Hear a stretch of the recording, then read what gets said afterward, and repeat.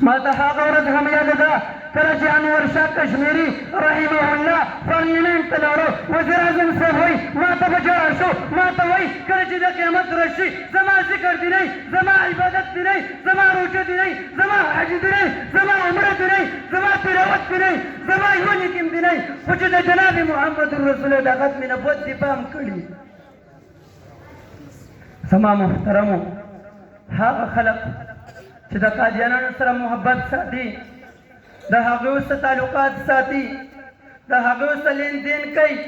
هغه کسانو ته زما دا پیغام دی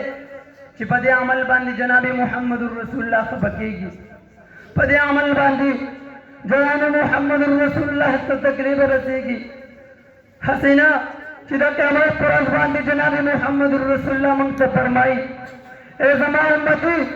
زما دپاره دنیا کې څه کړلي ای زما امتي زما دپاره دې کوم کار کړی دی ما خو ستا دپاره دنیا کې سختې تېرې کړلي ما خو ستا دپاره دنیا کې تکلیفونه برداشت کړلي ای زما امتي زما دپاره دې کومه سخته تېره کړله زما دې کوم سنت ژوندی کړی دی زما دې کوم حکم منلی دی. زما محترمو بیا به موږ ناکامیابه یو د جناب محمد رسول الله مخې ته به نه شو ورتلی. موږ له پکار دي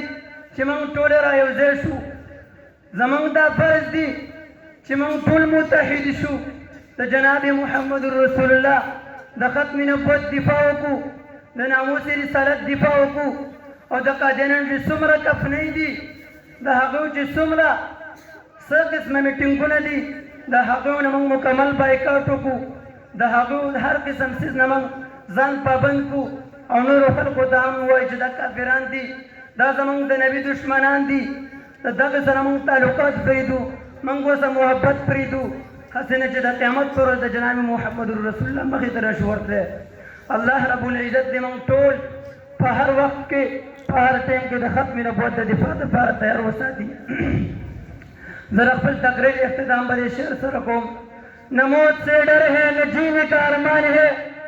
نہ موت سے ڈر ہے نہ جینے کا ارمان ہے ایک جان ہے ختم نبوت پہ قربان ہے وآخر دعوانا الحمد للہ رب العالمین.